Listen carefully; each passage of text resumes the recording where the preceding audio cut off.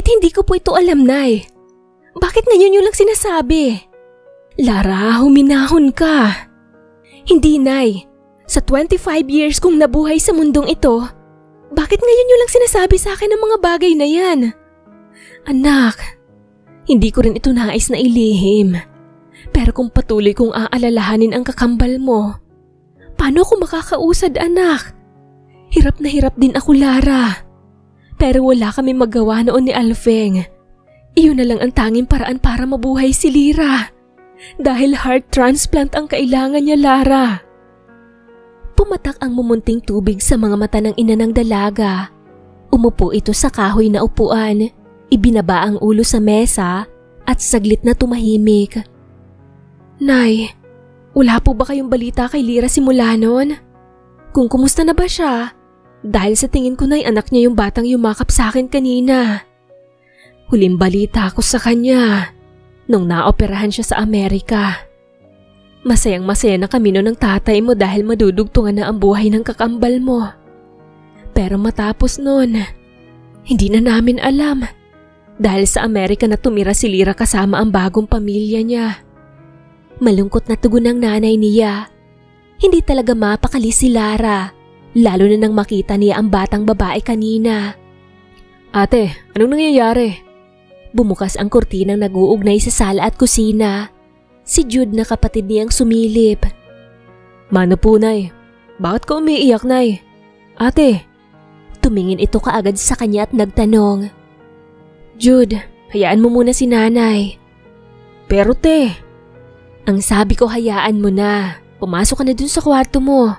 Dagdag lang to sa alalahanin mo kapag isinalaysay ko pa sa'yo. Huminga ito ng malalim. Sige po.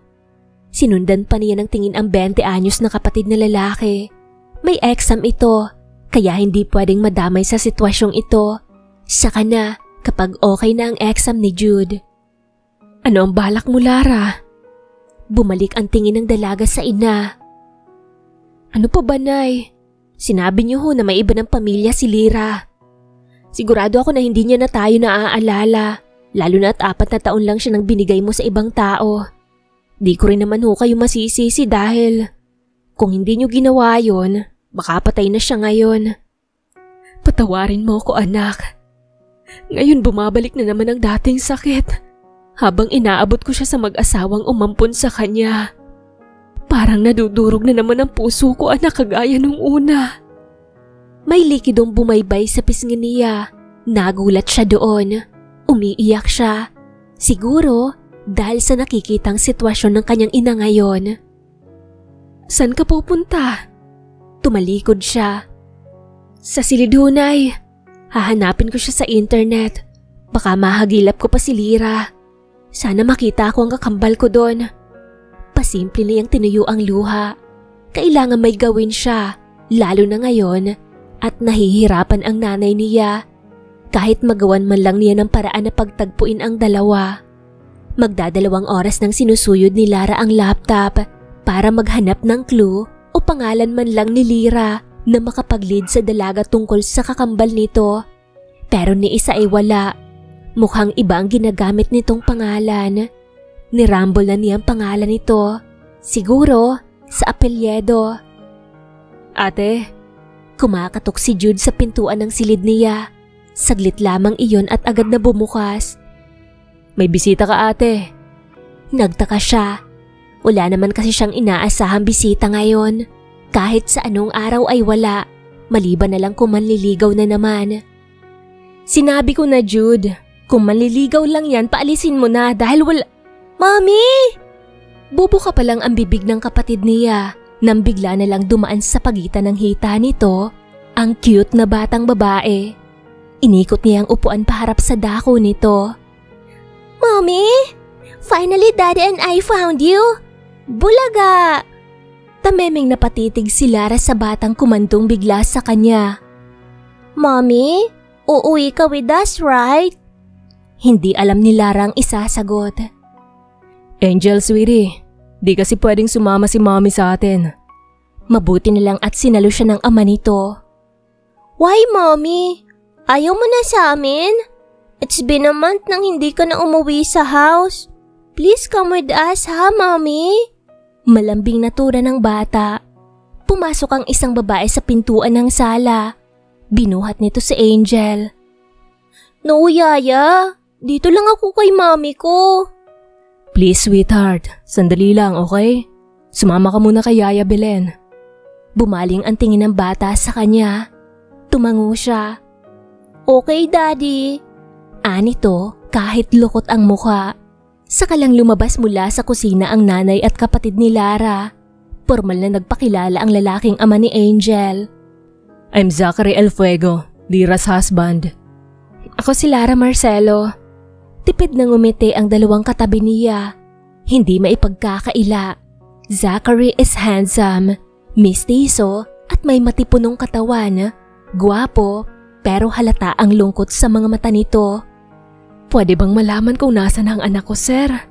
Ani ng ina niya. About Lira, she's dead. 4 months na ngayon. Ano? Hindi napigilan ni Lara na yakapin ng ina dahil sa mga luha nitong sunod-sunod na kumawala sa mga mata nito. Di niya sinabi na may sakit siya that day. Tumawag pa ako kung kumusta siya. She said she was fine with Angel. Tumatawa pa ang anak namin kaya naniwala ako. But all of the sudden, after an hour na abala ako sa meeting, nag-ring ulit yung phone ko. It was my daughter Angel. She's crying and shouting begging for my help. But how can I? Nasa Sweden ako ng araw na yon. I tried my best para matulungan ang asawa ko. Pero huli na. Patay na siya. Pero bakit? Nagawa pa rin makapagtanong ni Lara kahit mabigat ang kanyang pakiramdam. She had a heart failure. She didn't tell me about it. She didn't say anything. Huli na nang malaman ko sa doktor na nag-autopsy sa kanya. Lira. Lira, anak. Lira. Malalim ang pinakawalan niyang paghinga. Sobrang nasasaktan ang puso niya sa hagulhol na iyon ng kanyang ina habang tinatawag ang pangalan ng kakambal niya. Kung may magagawa lang sana siya. Tama na po, Nay. Maging si Jude ay naluha na rin.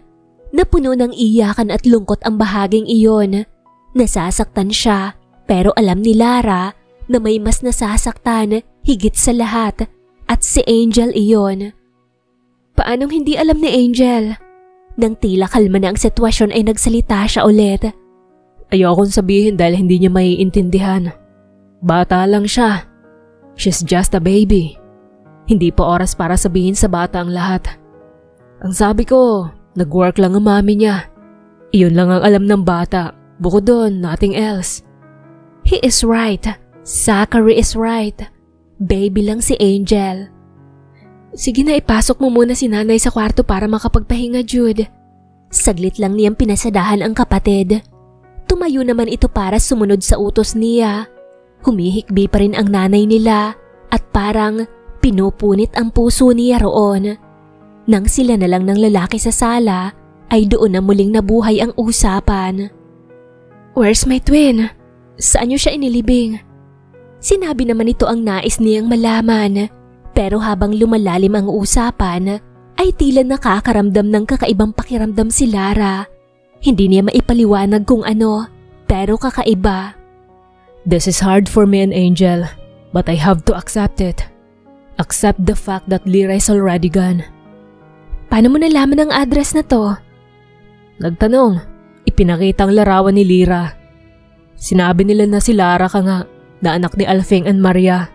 Hindi ko sana gagawin, but my daughter. Ang bigat ng paghinga nito, ramdam niya iyon at alam niya na hirap din ito sa sitwasyon. Pwede ko bang malaman kung saan kayo nakatira ni Angel? Lumingon ito sa kanya. Mommy, sasama ka na? Tara na po, uwi na tayo ha. Pero nakalabas ng kotse ang bata. Nagpabuhat ito agad sa kanya dahil nasa harapan lamang siya ng pintuan kung saan lumabas ang bata. Hindi niya mahindian dahil sa kainosentihan at kagandang bata ng pamangkin niya. Angel, we need to go now, sweetie. Sama si Mommy, Daddy. Umiling ang ama nito. Please, sasama si Mommy Daddy ha? Sasama ka di ba Mommy? Hindi mo na ba ako love Mommy? Hindi na ako magpapasaway? Hindi na ako makulit? Hindi na ako magdedede sa bottle? I will eat veggies na po Mommy. I will take a bath myself. Hindi na ako magpapabihis kay Yaya. I will be a good daughter to you Mommy. Sa iyak ni Angel ay nadudurog ang puso niya. Sa higpit ng yakap ng bata sa kanya, hindi na alam ngayon ni Lara kung paano pa siya makakatanggi rito. Angel, let's go sweetie. We need to go now. Si Zachary nang lumapit dahil hindi kayang kunin ng yaya nito ang bata. Hinawakan siya ni Angel sa magkabilaang pisngi.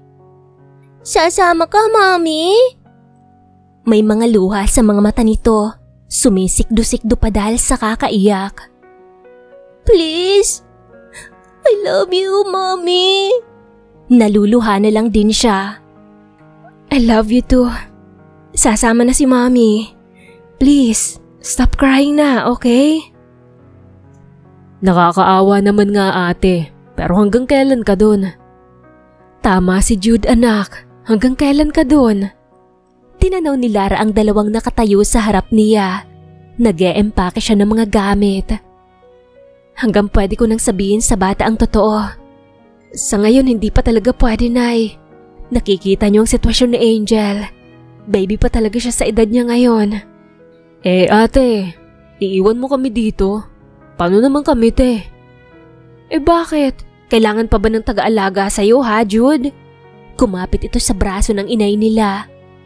Grabe naman. Siyempre kapatid mo ko at nanay mo rin si nanay.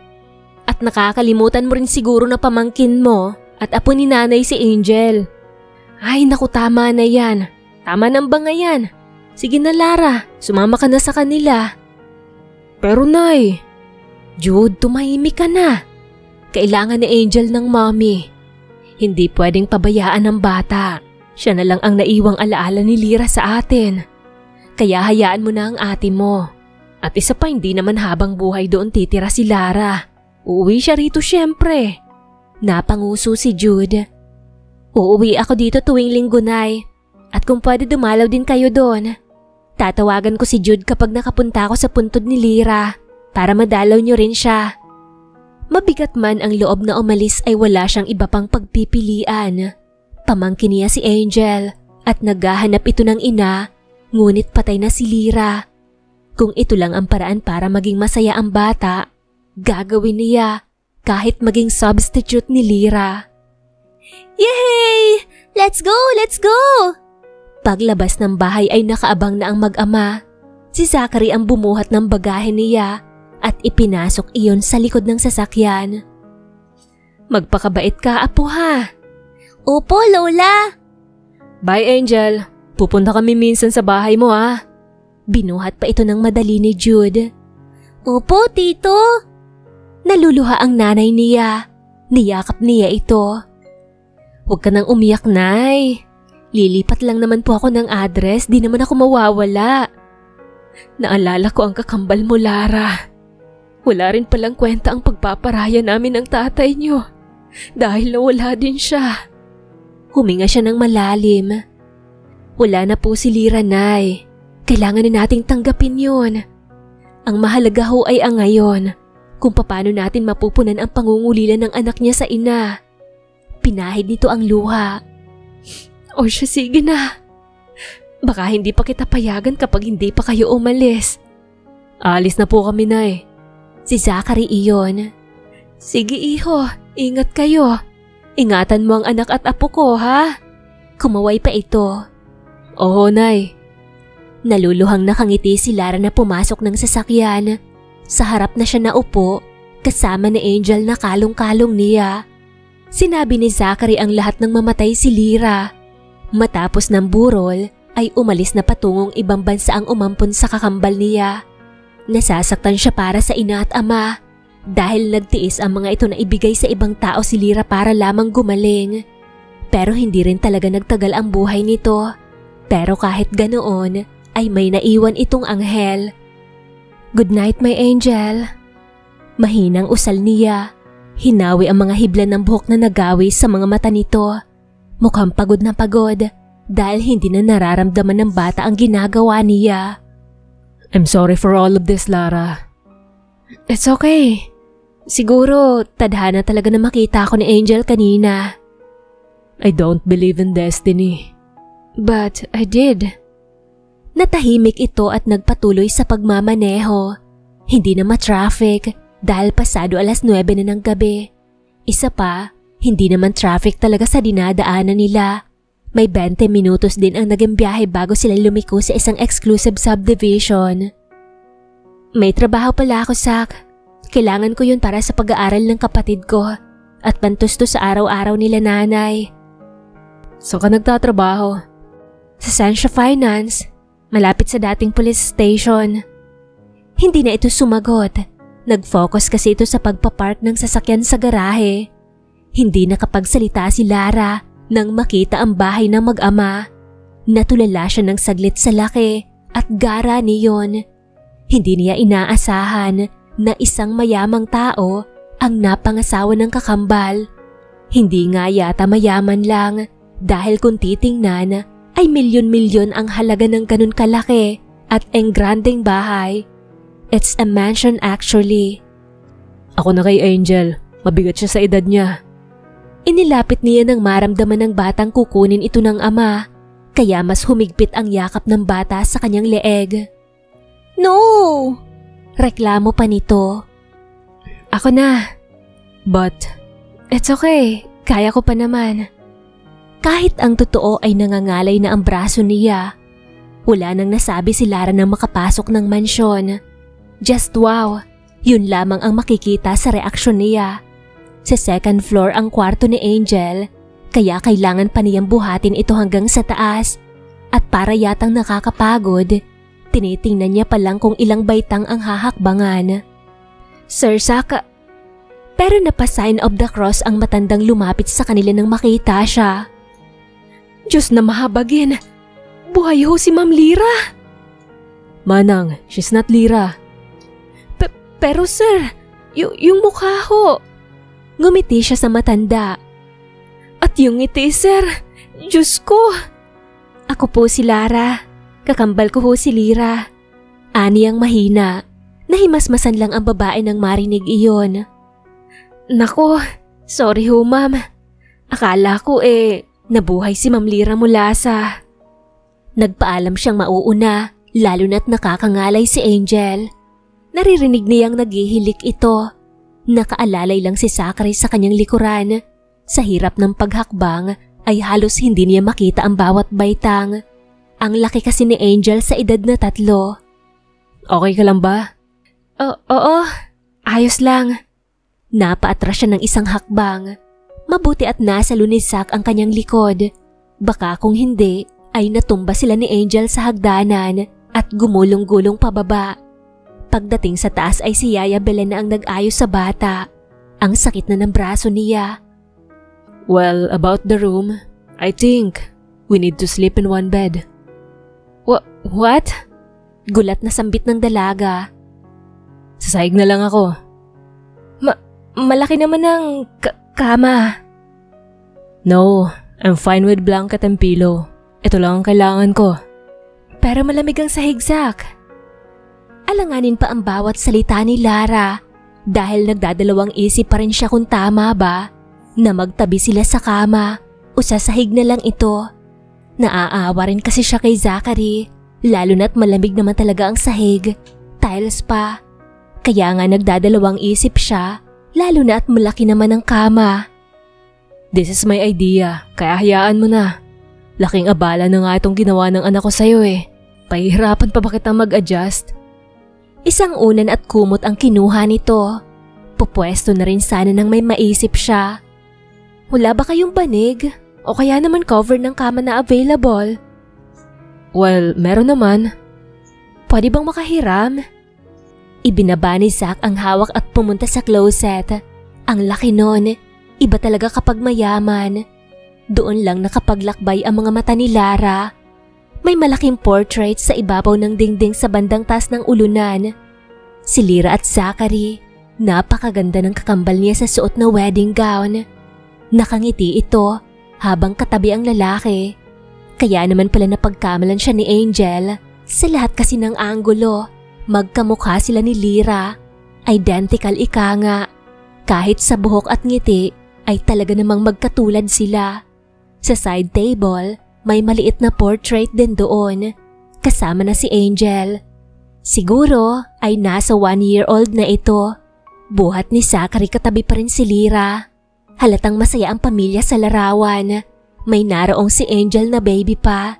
Newborn baby na mukhang kalalabas lang. May solo na picture si Lyra sa loob ng courtroom. Tama bang naisip niya? Lawyer si Lyra? Here. Gumawi siya sa likod. Naroon si Zach. Salamat. Aniya bago inabot ang cover na ibinigay nito. Inilatag iyon ng dalaga sa hihigaan nito at dahil malaki ang cover, tinupi niya iyon sa gitna para mas makapal ang higaan. Siya rin ang nag-ayos ng una nito. Nang lingunin niya si Zach, napatda siya dahil nakatitig pala ito sa kanya. Salamat. Nahihiya pa nitong sabi. Ngumiti siya matapos magbawi ng tingin. Pasensya na, inagawan pa kita ng kama. Hindi, ayos lang. Kung pwede lang na lumipat ng silid para maging komportable ka. Ginawa ko na sana. Pero Angel is a smart kid. Magtatanong yun for sure. Lalo na kapag nakita niyo na nalaman na hindi tayo magkatabi. Every morning at 6 a.m. sharp, tumatakbo na yun papasok dito para tumabi sa amin ng mom niya. Kaya alam ko, ngayong nandito ka, she will do the same. Mahal na mahal niya ang mami niya, no? Yeah. Dahil ang mami niya ang kasama niya mula pa nun. Huminga ito ng malalim. Nakatitig lamang siya dito. Sa tuwing aalis ako, mami niya ang narito. May oras na na-hospital si Angel. Si Lyra lang ang kasama niya dahil nasa US ako that time. Marami ako naging kasalanan. Mas inalala ko ang future nila ng mami niya. Di ko inalam kung masaya ba sila o kung ano ba. Kung okay lang ba na lagi ako malayo. Lyra is a kind-hearted woman. Masaya siya kapag masayang nasa paligid niya. Kahit na nasasaktan siya, ngingiti pa rin siya para sabihing ayos lang. Marami rin beses na nakalimutan ko siya. Inuna ko kasi ang buhay nila sa hinaharap. I want to build the best future for them. Pero mali ako. Nakalimutan ko na hindi yun ang gusto ni Lyra. Ang kailangan niya lang, ako at si Angel. Nag-iwas ito agad ng tingin pero nahuli niyang namumula ang mga mata ni Zach. Wala siyang alam kung paano ito tutulungan dahil maging siya ay nagulat lang din sa lahat ng mabilisang pangyayaring ito. I'm sorry. Hindi na siya sumagot. Anong isasagot niya? Hindi niya alam kung paano magko-comfort ng taong nawalan dahil hindi niya pa ito nararanasan sa ibang tao. Nakakabinging katahimikan ng sumunod roon. Tunog ng orasan na nakasabit sa ibabaw ng pintuan ang tanging maririnig. Pumikit siya upang makapagpahinga na.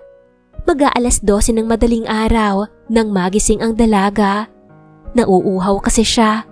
Tumayo si Lyra para lumabas nang malingunan niyang wala si Zach sa hinihigaan nito. Baka lumabas lang, naisip niya. Ngunit habang nasa pasilyo patungo sa hagdan, ay may kalampag siyang narinig mula sa dulo ng pasilyo sa kabilang bahagi. Bukas ang ilaw sa silid na iyon. Sa pagtataka, ay dumiretso si Lyra, imbes na lumiko pababa sa unang baitang. I'm sorry. I'm really sorry. Hindi ko alam kung paano babangon, Lyra. Please help me to be strong. Hindi ko kaya maging matatag. Para akong mababaliw. Pwede bang sumama na lang sa'yo? Nagitla ang dalaga nang makita niya si Zach. May hawak itong baril sa kaliwang kamay habang alak ang hawak nito sa kanan. Nakaupo ito sa sahig, nakasandig ang ulo sa pader at umiiyak. Ikinasa nito ang hawak na armas. Sa isang segundo ay nagawang itulak ni Lara ang nakaawang na pintuan at mabilis na inagapan ng lalaki. Wag! Gulat na gulat si Zach nang yakapin ito ng dalaga. Zach, please! No! bago nito kinuha ang baril na hawak ni Zachary. Mommy! Good morning, Mommy!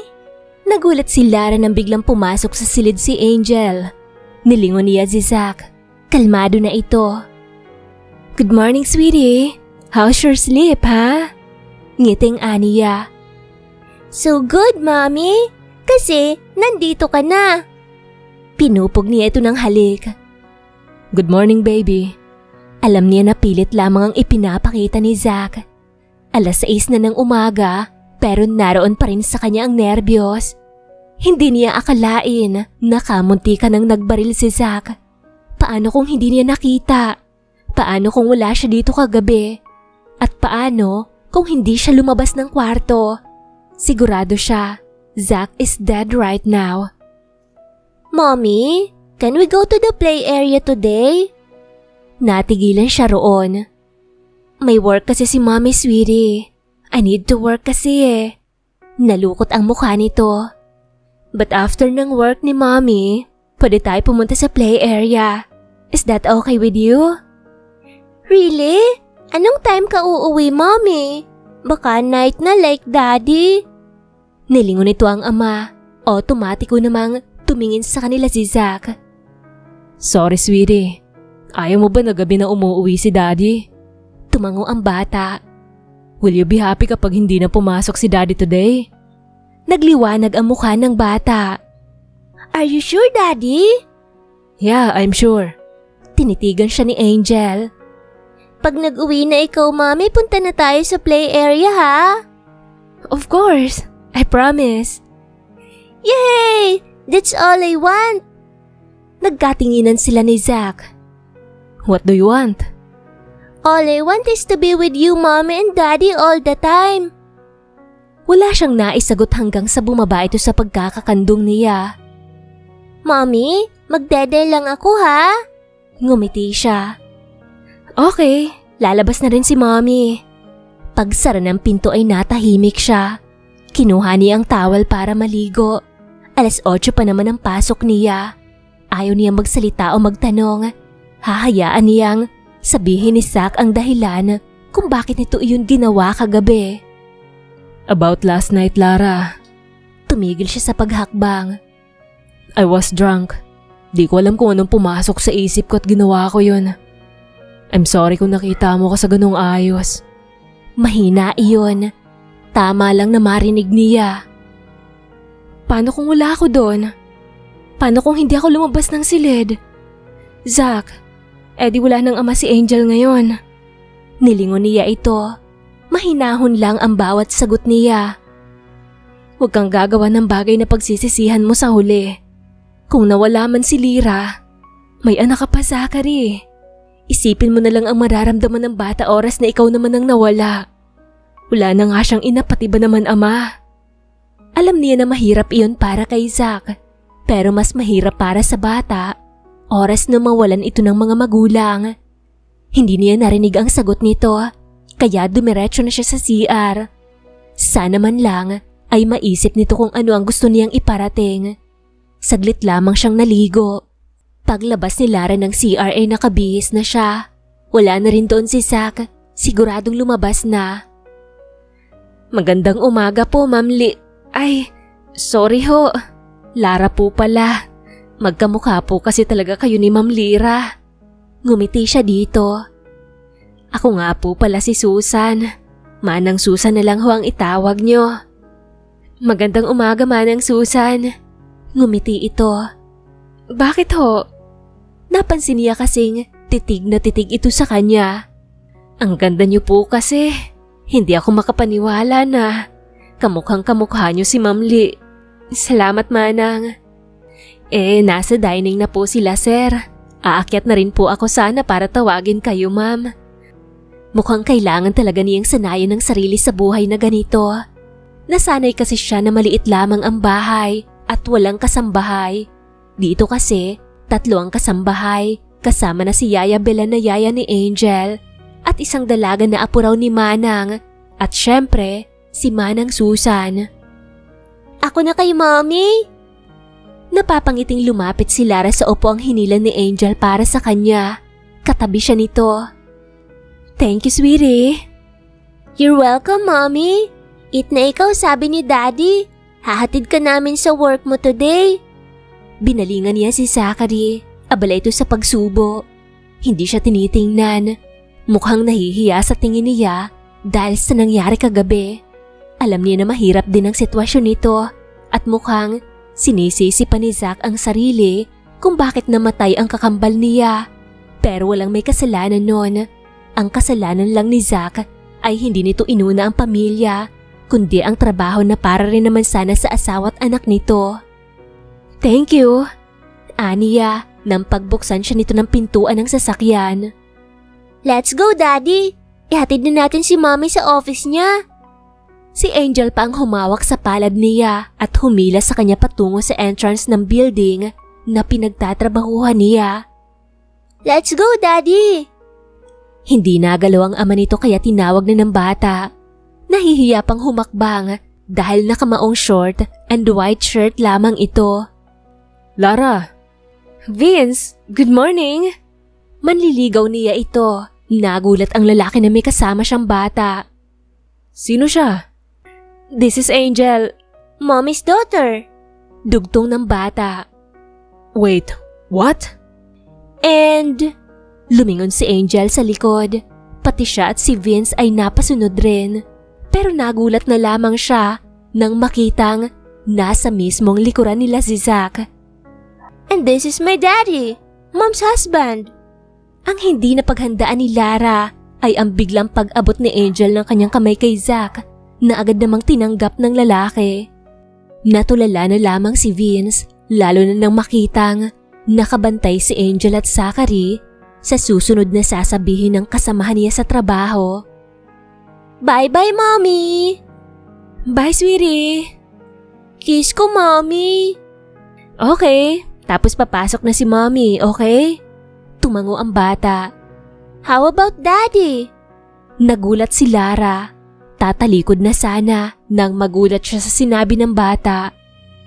Kapag kinisa ko, Mommy, dapat kiss mo rin si Daddy. Did you forget? Sabi mo dati pag love mo si Angel, dapat love din si Daddy. Kapag kinis si Angel, kinikiss din dapat si Daddy. Parang gustong mabilaukan ng dalaga dahil sa sinabi ng bata. Napasubo na talaga siya ng bongga sa mag-amang ito. Kahit si Zachary ay hindi ito umimik. Tahimik lamang na nakatingin at nakatitig kay Angel. Okay. Para matapos na at makapasok na siya sa loob, isang damping halik sa pisngi ang iginawad niya kay Zach. Halos pisngi lang din ang idinikit niya. No! Hindi ganyan, Mommy! Dapat sa lips! Sweetie, I think Mommy need to work na. Late na si Mommy sa work. But Daddy... Let me do it for Mommy, okay? Nagulat na lamang siya nang dumampi ang labi ni Zach sa labi niyang nakaawang. Bye, Mommy! Hanggang sa umandar ang sasakyan, hindi na siya nakapagsalita. Animoy na hintakutan dahil sa laki ng mga mata. Miss Lara! Oh, Janet! Ayos ka lang? Para ka nakakita ng multo. Pilit ang ngiti niya matapos niya itong tanguan. Tinatawag ka na pala sa loob ni Sir. Sige. Susunod ako.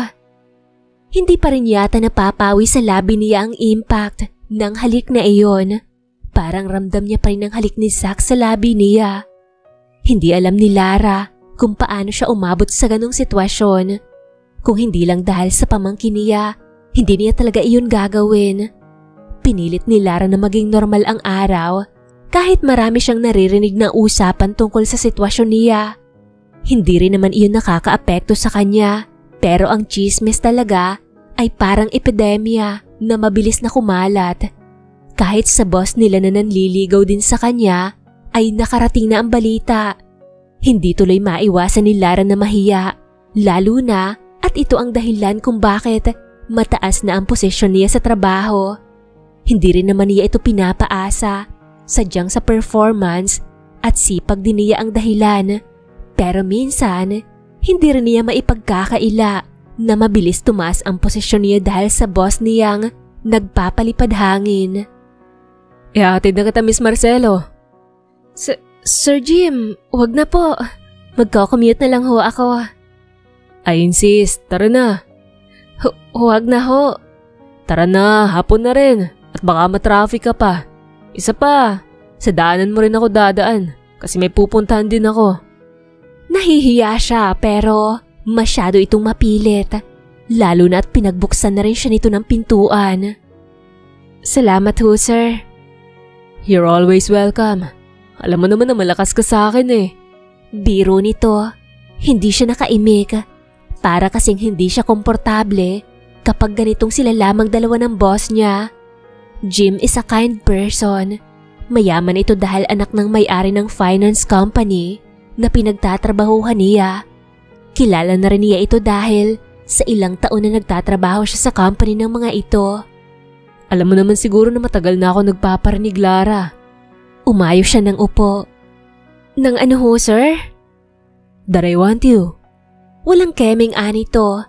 Hindi na siya nagulat doon dahil alam niya naman kung ano ang ibig nitong sabihin. I know this is not the right place to speak up, but ayoko maunahan, Lara. Hindi siya sumagot. Ilang taon na ako nagpaparinig. Nire-respeto ko ang pagiging magkaibigan natin, Lara. Pero ngayon, kailangan kong sabihin to lalo na't alam ko na... About that, sir. Jim, Lara. Wala na tayo sa office para tawagin mo pa akong sir. Bumabagal ang takbo nila. Parang natatakot na rin siya nang makita ang kakaibang titig nito sa kanya. Alam mo kung gaano ako naghintay para sa sagot mo. Dahil ang sabi mo, hindi ka pa handang magka-boyfriend. But seeing you with that man and his daughter, it breaks my heart. Nagulat siya kung paano nito nalaman ang tungkol sa bagay na iyon. I know, dahil kilala kong lalaki yung long time ago. Tumigil ang sasakyan nito at nilingon siya. Please, Lara, sagutin mo na ako. Ayoko maunahan ng lalaking yun. Sir, umatras siya nang hawakan ito ang balikat niya. Dahan-dahang pinihit ang pintuan para mabuksan iyon at nang makalabas na siya. Lara, sagot mo lang ang kailangan ko. I like you. Lara! Bumukas ang pinto at dali-dali siyang lumabas doon. Nasa gilid sila ng highway. Please, mag-usap muna tayo, Lara. I know that you like me too. Please. Sorry, Jim, pero hindi kita gusto. Sinabi ko na sa'yo na huwag mo akong aasahan. Hindi ako nangako sa'yo. Wala akong ipinangako na kahit na ano. Nakakita siya ng sasakyan. Pinara niya, ngunit hindi iyon tumigil. At sa tingin mo papayag ako, Lira?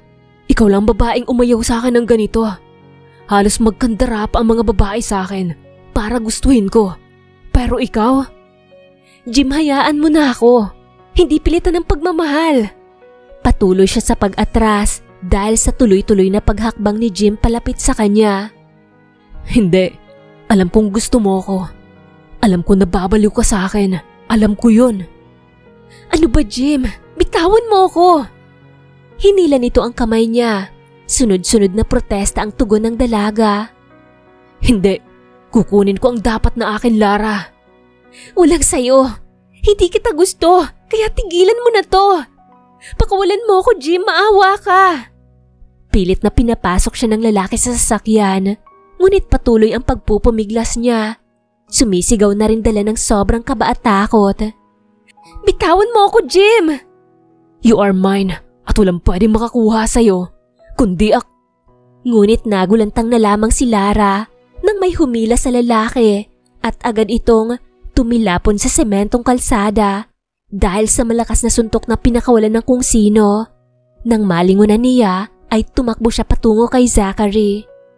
Bakit hindi mo subukan, Jim Castor? At nang mawala sa isang iglap ang kumpanya nyo. Susugod pa sana ang boss niya pero tumigil ito dahil sa sinabi ni Zachary. Don't you ever try it. Dahil kayang-kaya kong pabagsakin ang mga magulang mo in the blink of an eye. Muling anito bago siya inakay patungo sa sasakyan nito. At ikaw, bakit ka sumakay sa manyak na yon? Di mo man lang ako hinintay. Hindi na siya nakasagot dahil alam niyang galit ang lalaki. Paano kung napahama ka? You didn't even think. Di ko rin naman inaasahan na ganun ang mangyayari, Zach. Dahil kilala ko na… Kilala? Pero kung hindi kita naabutan, paano na? Think of it, Lara. Okay, kasalanan ko na… Of course kasalanan mo dahil hindi mo iniisip bago ka gumawa ng desisyon. Okay, kasalanan ko, Zachary. Kasalanan ko lahat. Lahat kasalanan ko. Masaya ka na? Sarkastikong aniya. Hindi ito nakasagot. At kung na-rape ako, kasalanan ko din yon. Lahat kasalanan ko dahil hindi ako nag-isip. Ano, masaya ka na? Masaya ka na? Saka siya naunang humakbang at pagtapat sa pinto ng kanilang silid ay ibinagsak niya iyon pasara. Inilak din niya upang hindi ito makapasok. Nanginginig siya sa takot pero sinisisi pa siya. Imbis kumustahin siya kung ayos lang ba siya. Sa kanya pa lahat ng kasalanan. Hindi rin naman niya inaasahan na mangyayari yon. Pero kung makapagsalita ito, ay parang kasalanan niya ang lahat. Naluha na lamang si Lara habang nakatayo sa may pintuang nakasarado. Bakit ba siya narito? Kung hindi lang niya iniisip si Angel, baka umalis na siya. Pero paano ang bata kung aalis siya? Hindi na nakapagbihis si Lara. Nakatulog na siya dahil sa sama ng loob. Mag-aalas 8 ng gabi nang magising siya dahil sa katok na nagmumula sa labas ng pinto. Inayos niya ang sarili bago iyon binuksan. Ma'am, kumain na po kayo. Anong oras na po kasi hindi pa kayo bumababa? Mamaya na humanang. Di pa ako nagugutom. Pagsisinungaling niya kahit kumukulo na ang sikmura dahil sa gutom. Ma'am, sabi ni Sir Zach, puntahan na po kita dito dahil hindi ka pa daw naghahapunan. Nang marinig ang pangalan ng lalaki, ay nag-igting talaga ang pandinig niya. Mamaya na humanang. Ma'am, sige na ho. Baka mapagalitan ho kami niyan. Kanina pa po siya nagsasabi. Bumuntong hininga siya. Sige ho, magbibihis lang ako. Mauna na ho kayo. Hihintayin ko na lamang po kayo, ma'am. Parang ayaw pa nitong maniwala. Bababa ho ako, manang. Sige na ho, mauna na kayo sa baba. Sigurado po kayo, ma'am. Tumango siya. Sige ho, ipaghahain ko po kayo ng hapunan. Sumunod po kayo agad, ma'am, ha. Pagtalikod nito ay sa kanya isinara ang pintuan. Ano bang pakialam ng Zach na yon kung ayaw niyang kumain? Saka marunong naman siyang pumunta ng kusina at kumain mag-isa. Hindi na kailangan pilitin o sunduin ang kasambahay para kumain. Kaya niyang sarili niya. Nasaan siya, manang? Sabi po ni ma'am susunod na daw po siya. Nang marinig ni Lara ang boses ni Zachary na palabas ng dining, ay nagtago siya agad sa gilid ng pader. Nakasunod si Manang Susan rito. Puntahan mo ulit. Sir, baka magalit ho sa akin yun eh. Kayo na lang kaya. Galit nga sa akin. Mas magagalit yun sa akin, sir. Kayo na ho mag-sorry sa kanya. Total ho kayo naman ang nambulyaw. Manang, baka mabugahan ako ng apoy. Natawa si Manang. Anong akala nito sa kanya, Dragon? Mag-sorry na po kayo, sir, para bumaba na ho. Napakamot ito ng ulo bago dumiretso palabas ng dining, habang siya ay tahimik na naupo sa mesa para kumain. Tutal at naroon na rin sa mesa ang mga pagkain. Mukhang tulog na si Angel dahil hindi niya nakita ang bata buong araw. Mamaya ay dadaanan na lamang niya ito sa silid. Naku ma'am, nandyan na po pala kayo. Si Trina na apo ni Manang Susan iyon. Kumain na kayo? Tara, kain na tayo. Pilit ang ngiti nito. Tapos na po ma'am. Maganda si Trina. Sexy ito kahit maluwag ang suot nitong damit. Mahiyain din sa banta niya dahil minsan lang niyang naririnig ang boses nito. Ayon kay Manang, natigil ito sa pag-aaral dahil hindi na kayang pag-aralin ng ina. Tumigil ito at saka na raw mag-aaral ulit kapag nakapag-ipon na. Si Trina na rin ang nag-ayos ng pinagkainan niya kahit sinabi niyang siya na lamang. Naku, nandito ka na pala ma'am. Ilang saglit lamang siyang kumain, kaya pagbalik ni Manang ay tapos na siya. Kumain na po pala kayo. Oho, tapos na ho. Saan ho kayo dumaan? Hindi ka po namin napansin ni sir. Akala nga namin nasa banyo ka po. Sa hagdan ho. Natawa siya sa reaksyon nito. Napakamot na kasi ito ng ulo. Trina, ayusin mo na yan para makapagpahinga ka na. Sige ma'am, tulungan ko lang ho ang apo ko. Ngumiti siya bago tumalikod. Habang kumakain kanina ay naisip ni Lara na sa silid ni Angel siya matutulog para hindi sila magkausap ni Zachary. Naiinis pa kasi siya dahil sa mga sinabi nito, pero nagpapasalamat dahil naabutan siya nito kanina. Paano nalaman kung hindi? Hindi na kumatok si Lara dahil alam niyang tulog na ang bata. Mag-aalas 9 na rin kasi iyon ng gabi at tama nga ang hula niya, tulog na ito. Lumapit siya sa kama at pinagmasdan si Angel. Tulog ito pero parang katatapos lamang umiyak ng matindi. Umiyak siya buong maghapon. Nabato ang dalaga sa kinauupuan. Hindi siya lumingon. Si Zach ang nagsasalita at nasa likuran niya ito. Gusto niyang puntahan ka sa work. Baka daw hindi ka na umuwi. Kumirot ang puso niya. Hinaplos niya ang pisngi ng bata. Sabi ko pumunta kami sa play area. Pero ayaw niya. Gusto niyang puntahan ka. Baka daw hindi ka na umuwi ulit. Kaya nandun ako sa parking lot kanina dahil hinihintay ko matapos ang work mo. And then, nakita kong sumakay ka sa... I didn't know. She whispered. Ganito ba siya lagi? Hindi naman. Nito lang na dumating ka. I know she's scared na maiwan ulit kaya siya umiyak ng umiyak. Kahit anong pagpapatahan ni Yaya Belen hindi tumatalab. Kahit ako walang nagawa. Nung dumating tayo nasa silid siya. Hindi niya alam na dumating ka na. Gusto ko sanang sabihin sa bata pero ayoko ring istorbohin kapag alam kong galit ka. Doon lamang niya ito nilingon. Tanga ka ba? Bakit di mo ako ginising? Inis na aniya. Nanlaki ang mga mata nito sa gulat. Napaka-irresponsable. Sinabi mo sana. Muli niyang sambit pero ganun na lamang ang gulat niya nang itulak siya nito patungo sa pader. Sa lakas ng pagbagsak ng likod ni Lara, hindi siya nasaktan dahil sa palad ni Zach na nagbigay protection sa kanya. Anong sinabi mo? Sunod-sunod ang paglunok niya nang magsalita ito, lalo na nang gahiblan na lamang ang pagitan ng kanilang mga mukha. Mommy? Yes, sweetie. Sa gulat ni Lara, naitulak niya ng malakas si Zachary. Mabuti na lamang talaga't hindi ito natumba. Hindi nga rin niya pinansin dahil diretso na ang tingin niya kay Angel. Napupungas-pungas na bumangon. Kinukusot-kusot pa nito ang mga mata nang makalapit siya. You're home?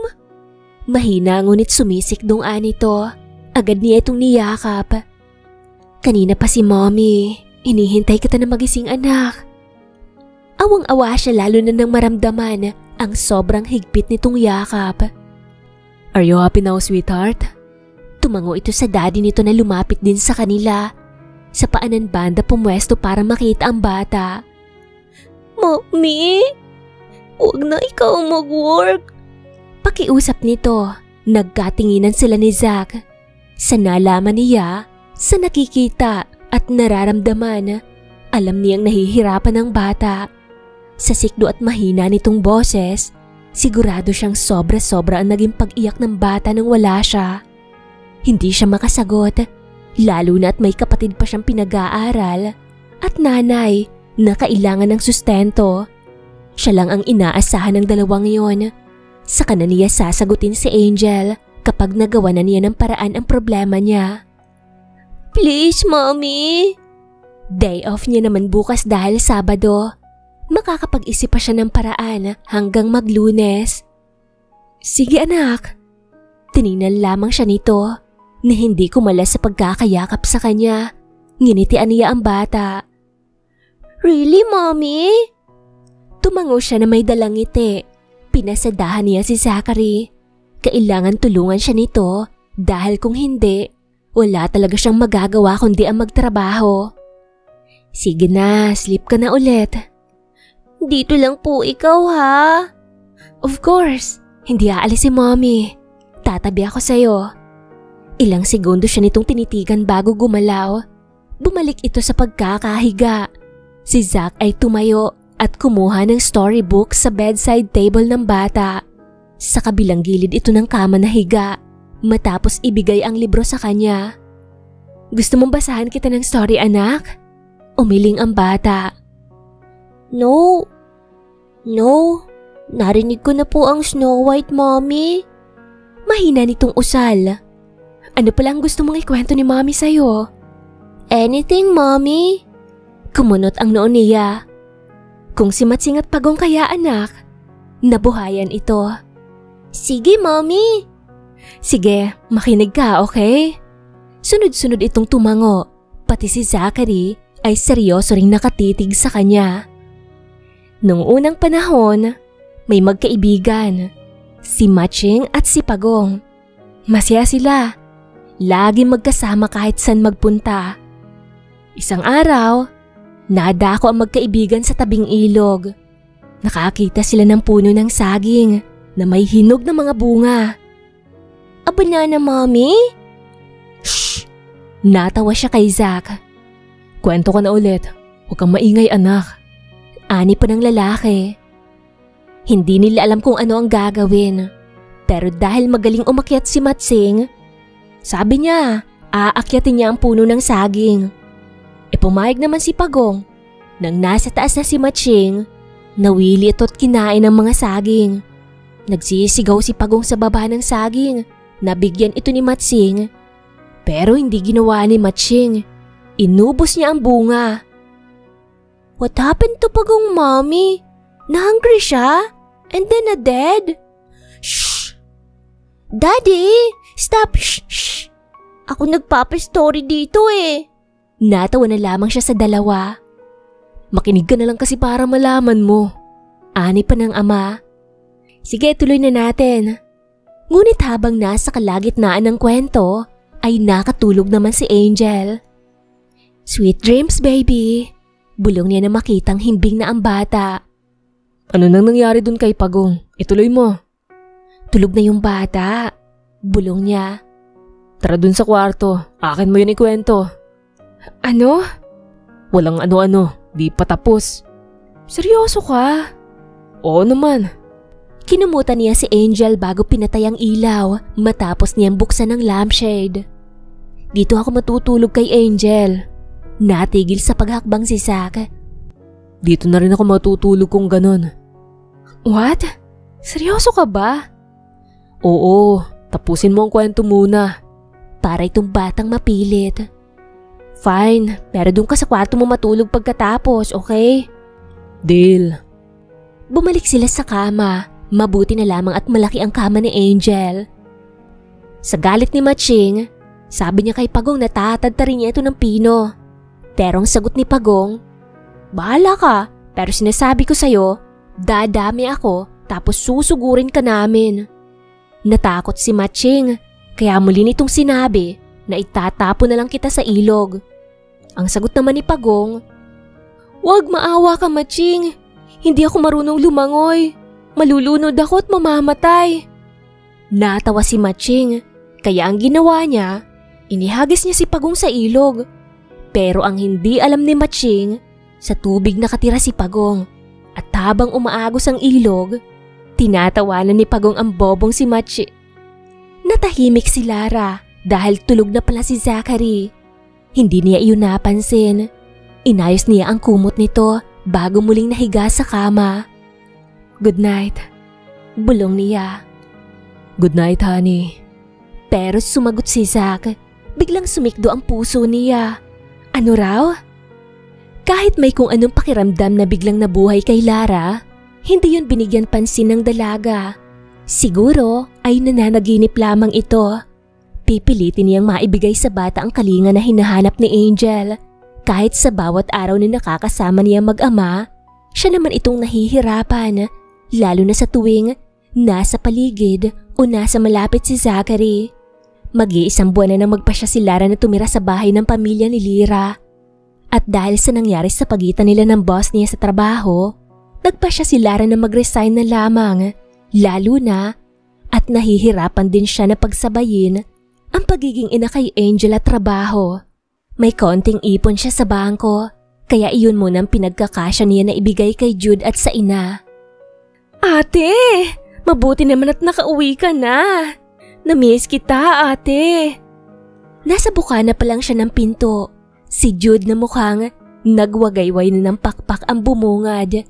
Sabado, kaya wala itong pasok. Sinadya niya talaga para makita ang dalawang mahal sa buhay. Talagang ibinandera mo na yung tinatago mo, no? Ate naman. Di naman masama ito eh. At saka, mabait akong tiyading. Kumapit ito sa kanyang braso matapos kunin ang kanyang mga pinamili. Asan si nanay? Nasa likod. Nagtatanim ng mga gulay niya. Kakapasok ko lang din eh. Super inits na kasi. Papasukin mo na. Sarili mo lang talagang iniisip mo, no? Nakita pa niyang sumimangot ito bago tumalikod. Napansin niyang bago na lahat halos ng gamit nila sa bahay. Yung lumang TV na last 4 years pa niya binili ay wala na. Napalitan iyon ng 52 inches na LG TV. Ang dating mga lumang sofa ay bago na rin, pati yung... Jude, saan kayo kumuha ng pera pang paayos ng bahay? Napansin kasi niya na may nagtatrabaho dun sa gilid. 5 lalaki na nagbubuhos. Ang pinaplano sana niya dating dugtong sa bahay ngayon ang ginagawa ng mga tao sa labas. Ate, hindi mo alam? Si Kuya Sak ang nagbigay ng pera. Every 2 days, binibisita niya kami dito.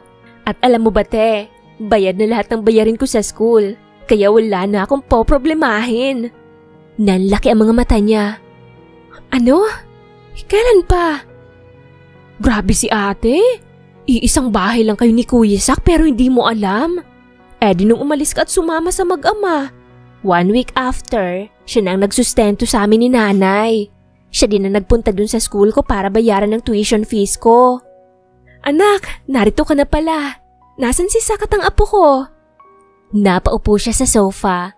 Hindi rin nakasagot kaagad. Nagulat talaga siya. Hindi naman kasi nagsasabi si Sak. At ito namang kapatid niya. Kinakamusta niya naman lagi. Hindi rin nagsasabi kung ano ang nangyayari. Wala nay, ako lang ho. Abay ganun ba? Magtatanghalian na, dito ka na kumain. Nagsaing ako at may ulam na rin. Jude, ipaghanda mo na sila Nando para makakain na rin ang mga trabahador natin. Okay, nay. Pagtalikod ni Jude ay tumabi ang nanay niya sa kinauupuan niya. Kumusta ka naman doon, Lara? Ayos ka lang ba? Nasabi sa akin ni Jude na umalis ka na sa trabaho mo. Tumango siya. Huwag kang mag-alala. Ayos naman kami. Katunayan dumadalaw dito si Sak lagi. Hindi niya talaga alam ang tungkol dito. Wala siyang alam na tumutulong si Sak sa ina at kapatid. Bakit parang ramdam niyang pinaglilihiman siya? Namumroblema pa din siya sa dalawang to, pero malalaman niyang ayos lang palang pamilya niya. Wala man lang kayong sinabi, Nay. Na ano? Tungkol ho dito. Halos mabaliw ko kung paano ko kayo itataguyod ngayong wala na akong trabaho. Tapos kung hindi pa ako umuwi, hindi ko pa malalaman. Hindi ba sinabi ni Zachary sa'yo? Sabi kasi niya siya nang bahalang magsabi sa'yo, anak. Pambihira naman ho. Siyempre wala. Ay naku naman. Pasensya na anak. Sinabi niya kasi na siya nang magsasabi sa'yo tungkol dito. Kaya umasa ako at ang kapatid mo. Parang nasaktan siya, pero masaya siya dahil hindi na siya mahihirapan. Pero sana ay sinabi man lang sa kanya ni Zach. Nagpa siya si Lara na doon na matulog total at minsan lang siya umuwi. Siguro naman ay kaya na ni Zach ang anak nito. Kain na Lara. Oho Nay, nandyan na ho. Palabas na siya noon ng silid. Mag-aalas 7:30 na rin iyon ng gabi. Hindi ka ba uuwi?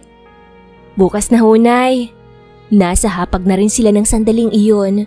Si Jude ay nasa labas pa, pero tinawag na niya bago lang. Ate! Oh, bakit? Tumayo siya para sumilip sa kapatid. Mommy! Si Angel, buhat ni Jude habang papasok sa sala. Anong nangyari? Umiiyak ang bata. Ate, bilis! Nasa labas si Kuya! Yung dalawa sa manliligaw mo, pinagtutulungan siya! Tarantang wika ng kapatid. Tumalikod si Lara. Anak, anong gagawin mo dyan sa itak? Hawakan niyo si Angel. Huwag kayong lalabas. Naku Lara anak, baka makapatay ka dyan sa ginagawa mo. Dito lang kayo, Nay. Tama na yan. Badong, awatin mo na yung mga kasama mo. Hayaan nyo nang magtanda yung mayaman na yan. Ang lakas ng loob na manligaw kay Lara. Narinig ni Lara ang sigawan ng mga taong naroon sa unahan. Mabilis ang takbo ng dalaga. Hawak ang itak na ginagamit ng nanay niya sa pagbubunot ng damo sa gulayan nito. Hoy, nandito si Lara. Badong tama na. Si Lara. Langya, tatagain niya tayo, may dalang itak. May iilang umiwas sa kanyang pagdating. Zach, ayos ka lang? Dinamayan kaagad ng dalaga ang kakatayo lamang na lalaki. May pasa ang noo nito at may iilang sugat sa braso. Hinila siya upang itago sa likuran pero hindi siya nagpatinag.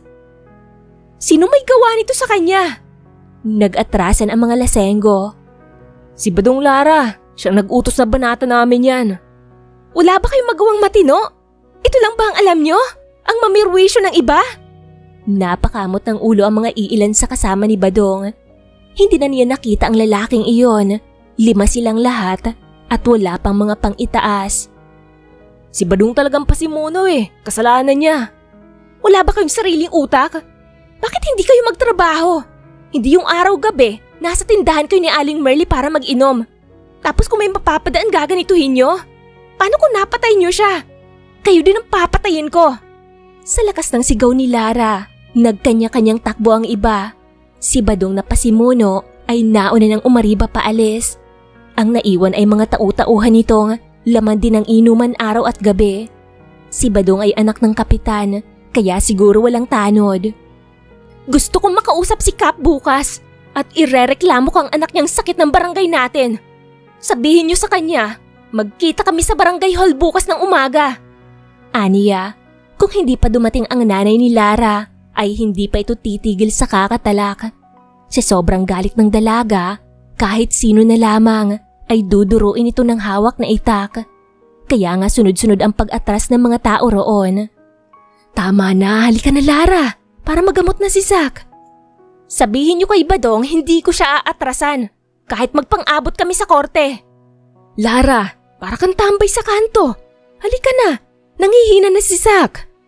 Nang marinig iyon ni Lara ay sumunod siya kaagad sa ina at sa akay nitong si Zachary. Nang makarating sa bahay ay diretso na niyang ipinasok sa silid ang binata dahil baka makita pa ni Angel na duguan ng ama nito. Buti na lamang at mabilis si Jude at itinakbo kaagad ang bata patungo sa kusina kaya hindi sila nagkita. Nay, pengi po ako ng gamot. Sige, sandali lang. Bumuntong hininga si Lara. Ano ba kasing nangyari? Bakit ka nakipagsapakan doon? Alam mo bang mga sanggano ang mga yon? At hindi sila madadaan sa maayos na usapan? Hindi ako nakipag-usap. Dumaan lang ako. Tapos narinig ko yung pinag-uusapan nila. Mahina nitong sagot. Di hinayaan mo na sana. Hindi mo na sana pinatulan. Paano kung may patalim sila? Buti di ka nila kinatay doon. Ayokong pinag-uusapan kanila. I'm just protecting your name. Di naman ako nasaktan. Pinag-uusapan lang naman nila, diba? Hayaan mo sila. Ano bang sabi? Sigurado ka ba na gusto mong malaman? Oo, nang malaman ko kung bakit ka nakipagbasagan ng mukha sa mga kasama ni Badong. Ang sabi nila wasak ka na daw. Na siguro, kalaking etits ang pumasok sa'yo. Buti kinaya. Inaaraw-araw ka daw siguro. At grabe, ang sarap mo raw sigurong araruhin. Napaka-sexy at maalindog. Heaven daw siguro sa tuwing pinapasok yung kuweba mo. Lara! Hoy Lara, saan ka pupunta? Papatay ho ako ng tao, Nay. Muling inangat ni Lara ang itak na ipinatong nito kanina sa mesa. Ate, hoy! Diyos ko! Nay, hawakan niyo si Angel, bilis! Kuya Zach, tulong! Hilahin mo pabalik si ate! Seriously? You will do that? Huwag ka na mag-English, kuya. Tulong! Ano ba? Bitawan niyo ako! Mga walang hiya! Hintayin niyo ako at papatayin ko mga hinayupak na yan! Kuya, bilis! Ipasok mo sa kwarto si ate! Sigaw ni Jude matapos maagaw ang hawak na itak. Hindi, Zach! Palabasin mo ko at makakatikim sila sa akin. Inaano ko ba sila? Mga walang hiya sila! Umalis ka dyan, Zach! Umalis ka riyan sa pinto! Calm down. Sabi mo hayaan na lang. Kung ganun ang maririnig ko, makakapatay ako ng tao kaya umalis ka dyan sa pinto. Natahimik na lamang bigla si Lara nang bigla na lamang ang kinin ni Zack ang kanyang mga labi. Kung siguro hindi napigilan si Lara, talagang nasugod nito si Badong sa bahay nito. Sa sobrang galit kasi niya, hindi na rin naisip ni Larang kahihinat na ng lahat kung sakali. Kahit sino man ay ganoon talaga, lalo na't nangingibabaw ang galit. Hindi na nakakapag-isip ng matino. Sige na, umuwi na kayo. Pupunta pa kami ng barangay, Nay. Sinabi ko na sa'yo, Lara. Hayaan mo na. Hahayaan na lang na ganun ho. Pero Nay, sinaktan nila si Zack. Ako na ang kakausap kay Jimo. Huwag na kayong pumunta ng barangay. At may bata pa kayong dala. Siguraduhin mo, Zack, na hindi kayo pupunta ng barangay. Ako nang bahala, Nay. Sagot nito, wala na rin naman siyang nagawa.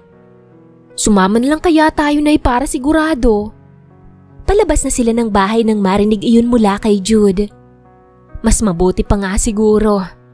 Dumiretso na rin ho tayo kay Ate Lira para mabisita naman natin siya. Tama si Jude, noong 1 linggo pa siya huling nadalaw sa puntod ng kanyang kakambal. Kaya siguro, mas mabuting dumalaw na rin sila sa puntod ng kambal niya ngayon. Nakapunta na rin doon ang nanay at kapatid niya nung nakaraan. Siguro ang umiwas na lamang talaga sa gulo ang pinakamainam sa lahat. Lalo na at may bata pa silang kasama. Buti na lamang at tulog ito dahil kakatapos lamang dumeda ni Angel. Bago dumiretso sa sementeryo ay dumaan muna sila sa ospital para malinisan ang sugat ni Zack at maiwasan ang impeksyon. Mommy? Natigilan si Lara. Anak, Mommy, wait! Nandito si Angel, oh, Mommy! Wait for me, Mommy! Kinakabahan si Lara sa mga oras na iyon, lalo na at may kung sinong sinusundan si Angel patungo sa gilid ng ospital. Sandali lang, Nay. Dito lang muna kayo ni Jude. Aniya sa dalawa habang nasa loob ng waiting area. Angel! Nandito si Mommy! Saglit lang, anak, hintayin mo ko! Pero kahit anong sigaw niya, tuloy-tuloy lamang ang takbo ng bata. Hinabol niya at nakaabot na sila sa kalsada sa kabilang bahagi ng National Road. Mommy! Angel, no! Animoy habol na hininga ni Lara habang binabaybay ang dinadaanan ni Angel sa gitna ng highway. Angel, wait baby! Kahit gaano kabilis ang takbo niya ay para bang napakabagal pa rin niya na hindi niya maintindihan. Nakadipa lamang ito at tila wala sa wisyo habang tinatawag ang mami sa kung saan. Wala rin namang makita. Nakatunghay lamang ito sa hangin at tila ba nagpapabuhat. Angel! Sweetheart! Angel! Para siyang nawala ng lakas nang makitang tumilapo ng bata. Tinakbo niya ito at gano'n na lamang ang pagtulo ng luha niya nang mawalan ito ng malay. Isang SUV ang nakasagi kay Angel. Lara! Diyos ko, anak! Si Angel, Nay! Zack, bilis si Angel! Nawalan siya ng malay, Zack! Patuloy na dumadaloy ang mga luha niya habang binubuhat ni Zack si Angel pabalik sa ospital. Maging ang ama ni Angel ay tumutulo na rin ang mga luha habang siya ay humahagulgol sa sobrang takot na baka kung ano ang mangyari rito. Dok, tulong! Nurse, help here.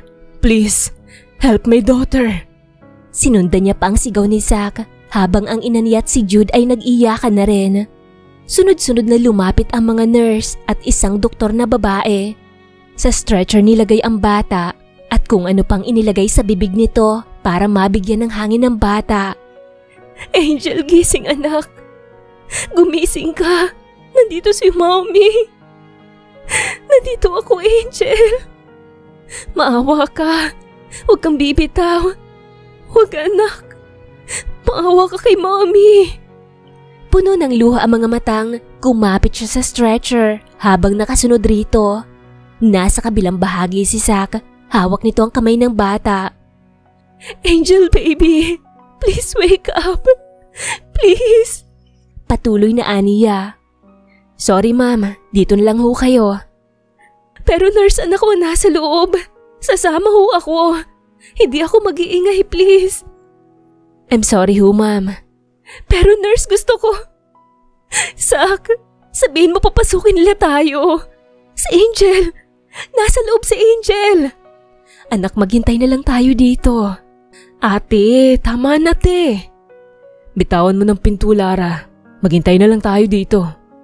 Pero Sak... Nanlulumong naupo si Lara sa sahig sa tapat ng ER. Animoy, walang lakas at hindi makatayo. Tumutulo ng kusa ang mga luha na animoy walang katapusan. Kasalanan niya ang lahat. Kung sana binilisan niyang takbo, naabutan niya sana si Angel. Kung sana hindi siya naging pabaya at binantayan ng mabuti ang bata, baka hindi ito nangyari.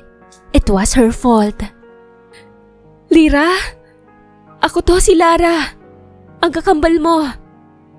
Nasa isang lugar si Lara na hindi siya pamilyar. Animoy, isa iyong malawak na kapatagan. Sa isang labyrinth na katayo ang dalagang nakaputing bestida. Nakatitig lamang ito sa kanya. Pupungas-pungas na tumayo si Lara at pilit na lumapit rito. Ngunit ganun naman ang layo ng babae. Tumigil siya sa pag-abot rito. Pasensya ka na kay nanay kung binigay ka niya sa ibang tao, Lira. Yun lang kasi ang paraan para mabuhay ka. Tumulo ang luha niya, maging siya ay nagulat din doon. Mahal na mahal ka ni nanay, Lira.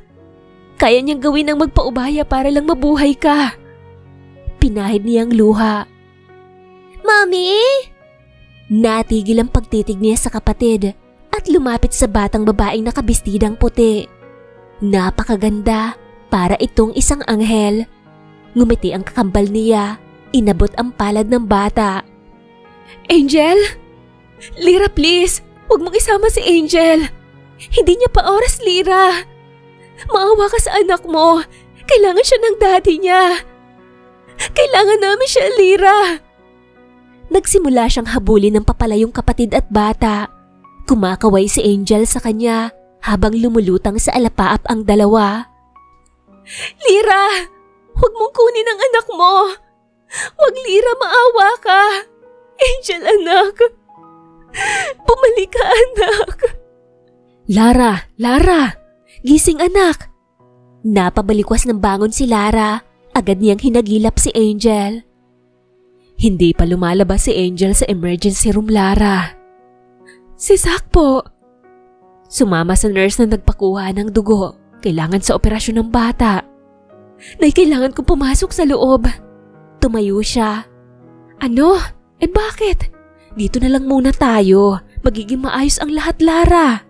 Hindi, Nay. Nakita ko si Lira. Kinuha niya si Angel, Nay. Kitang-kita niyang kanyang ina sa gulat.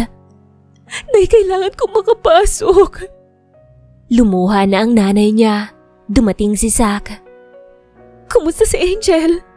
Nasa na siya, Zachary? Papasok ako sa loob. Kinukuha ni Lira si Angel. Hindi pwedeng kunin ni Lira ang bata. Napakabata pa niya, Zach. What? Nanaginip ako, Zach. Kukunin ni Lira si Angel. Tumigil ang pag-uusap nila nang mula sa salaming siwang ng ER ay bumukas ang kurtina doon. Kahit wala namang nurse o doktor na humawi. Agad siyang sumilip. Angel! No! Please!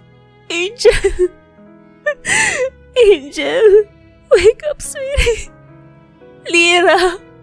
Huwag mo muna siyang kukunin. Maawa ka na, Lira. Aalagaan ko siya para sa iyo. Ako na magpupuyo ng lahat. Huwag mo lang kukunin ng bata, Lira. Hindi na kinaya ng dalaga. Dumaos-dos na siya pababa sa pintuan ng ER. Hindi niya kayang makita na unti-unting nawawalan ng buhay ang bata. Lira, bakit? Sana binigay mo na lang siya sa akin kaysa kunin ng ganito. Sumisigaw si Jude na lumuluha. Niyakap nito ang nanay nila na kamuntikan pang nabuwal. Ibig sabihin, patay na si Angel.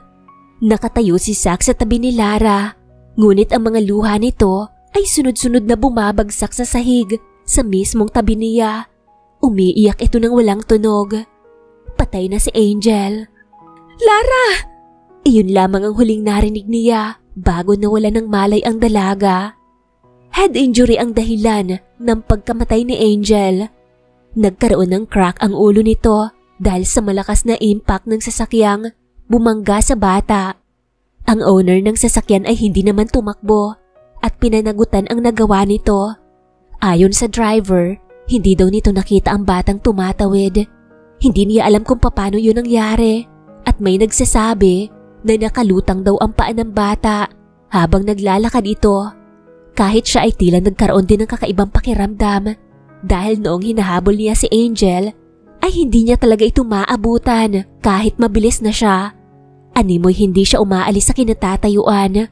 Huli na siyang nakahabol nang nasa gitna na ito ng kalsada.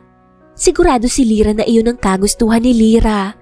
Hindi lang niya talaga maunawaan kung bakit ganun na lamang ang nais nitong isama ang bata. Pero kung ano man ang dahilan nito, walang sino man ang pwedeng kumuha ng buhay ng tao, kundi ang Diyos lamang. Hindi siya naniniwala sa multo, pero ng mga oras na iyon, nagbago ang pananaw niya. Sa ngayon, 1 buwan lang na-cremate si Angel at naroon ito katabi ng ina sa puntod ni Lyra. Tuwing weekend ay bumibisita sila ng pamilya niya. Si Zach, hindi niya alam kung kumusta na ba ito matapos ng lahat. Dahil simula nang nasa hospital sila hanggang sa nailibing si Angel, ay hindi ito nagsasalita. Wala rin silang napag-usapan ni minsan. Humingi siya ng tawad sa binata dahil may kasalanan din siya rito. Naging pabaya siya, ngunit idinaan iyon ni Lara sa sulat. Kung sana mabasa man ni Zach, sana ay unti-unti nitong maisip na ang kamatayan ay parte ng buhay. Pero hindi pwedeng ikaw mismo ang kikitil sa buhay mo. Ang huling balita ni Lara ay nasa Amerika ito. Siguro ay gusto lang makalimot. Kahit siguro abutin ng taon, hindi siya makaka-move on, lalo na at napamahal sa kanya si Angel ng sobra-sobra. Angel, nandito si Mommy. Happy birthday, sweetie. Nasa harapan ng salaga ang banga na pinaglalagyan ng abo ng bata. Nasa harap siya ng puntod ni Lyra. Umihip ang malamig na hangin. Mommy! Napalingon siya para kasing narinig niya ang boses ng batang minahal niya kahit hindi kanya. Ngunit walang tao dahil siya lang mag-isa sa malapad na sementeryong iyon. Makulimlim ang langit kaya walang init. Namimiss kita, anak. Tumulo ang mga luha niya. Damping halik sa bangang ginawa niya. May face mask naman siya kaya walang problema. Mahal na mahal kita. At di ba ito ang wish mo? Ang makasama ang mom mo. Kasama mo na siya, anak. Bulong niya, saka iyon niyakap ng napakahigpit. Lara? Agad na tumigil sa ginagawa ang dalaga. Ipinaba niya ang banga at tumayo sa kinauupo ang tela. Si Zach, sa ilang buwan, napakalaki ng ipinagbago nito. Mas kumisig ito at ang dating mahabang buhok ay pinagupitan nito. Ang beard na ayaw ni Angel dahil masakit daw kapag kinikis ng daddy, wala na. Nakasalamin na rin dahilan para mas maging matured ang mukha nito. He is handsome with that black long sleeve and Levi's pants. Zach, pasensya na. Birthday kasi ni Angel kaya... Ngunit bago pa siya nakatapos sa pagsasalita, ay niyakap siya nito na siyang ikinagulat niya. Umuwi ako. Yun ang sabi ni Angel. Nagulat siya sa bulong nito. At ito rin ang gusto ko. Sana hindi pa ako huli. Kumalas ito. Hindi niya maintindihan si Zachary. Sabi sa akin ni Angel, pakasalan daw kita. Naluha siya at hindi niya iyon mapigilan. Masaya na nga si Angel kasama ng mommy nito. Please? Hindi mo naman ako mahal o ako sa'yo? Hindi ako nangahalik ng basta-basta, Lara. At siguro naman, ang hindi pagprotesta sa halik ko ay nagpapahiwatig na ganun ka rin. Nang umalis ito ay nanghinayang talaga siya. Pero naisip niya na baka iyon ang kapalaran nila. Hindi niya talaga akalain na uuwi ito ngayon. Pwede ba na huwag madaliin? Magagalit si Angel. Biro nito. Ngumiti na lamang siya at muling ibinalik sa kinalalagyan ang banga. Isang pasasalamat at nag-alay din sila ni Zack ng dasal. Hindi niya kukunin sa puso ni Zack ang parte ng pamilya nito roon dahil alam niya na there's a place in his heart na nakatago ang dalawang mahalaga sa buhay nito. Ang kailangan lang niyang gawin ay bumuo ng bagong alaala na sila naman ni Zachary. Sa ngayon, nasa getting to know each other stage na sila ng binata. Kung papayag na siya, by next year ang kasal dahil ayon sa matatanda, sukob daw kapag ngayong taon namatay si Angel at ina nito, tapos ngayong taon din sila magpapakasal. Saglit, Nay! Dali-daling tinakbo ni Lara ang lababo ng masuka dahil sa ulam nilang longganisa vegan. Paborito niya iyon, pero bakit ngayon ay ayaw ng sikmura niya? Ayos ka lang, anak? Tumango siya, hindi rin makasagot dahil sa sunod-sunod na pagduduwal. Kuya Zack, mukhang pregi ang fiancé mo. Napalingon silang dalawa ng sabay kay Jude. Di ba, Nay? Pinasadahan siya ng ina. Ibinigay mo na ba kay Zack ang... Naman, Nay? Paanong hindi magkatabi silang natutulog? Di hindi maiwasang magbembangan sila. Masama ang titig na iyon ng nanay niya. Zack, ayusin niyo ang kasal at kapag natapos ang taong to, sa January magpapakasal na kayo, ha? Yes, Nay. Nasa likuran niya ito habang hinahagod-hagod ang likod niya. Ay nako, ang mga kabataan ngayon, nauuna ang honeymoon bago ang kasal. Nay, kahit ako, magpapabembang din kapag ganyan kagwapo ang... Ay, tumigil ka, Jude! At itigil mo yung bembang-bembang. Bembangin ko yung uso mong kasimpulan ng puwet ng manok eh. May baby angel na tayo, honey. Bulong nito bago siya masuyong siniil ng halik. Ay, nagpapainggit sila! Natawa na lamang sila ni Zack sa tiling iyon ni Jude. May mga bagay na hindi rin natin maipaliwanag kung bakit nangyayari. Minsan, hindi rin maipaliwanag ng siyensya. Siguro may mga ganun talagang pangyayari. O may tinatawag talagang afterlife at mga multo. Wala ring nakapagpatunay na mali ang isiping iyon dahil nasa kasulatan sa aklat ng buhay na may ganoon nga raw. Pero kung meron man o wala, ang buhay ay mahalaga at walang ibang pwedeng kumuha niyon kundi ang lumikha lamang. Walang karapatan ang sino man kahit multo man niya na magdesisyong kumitil. Bueno, hanggang dito na lamang po tayo. Maraming salamat sa malungkot na kwentong ito ni Angel.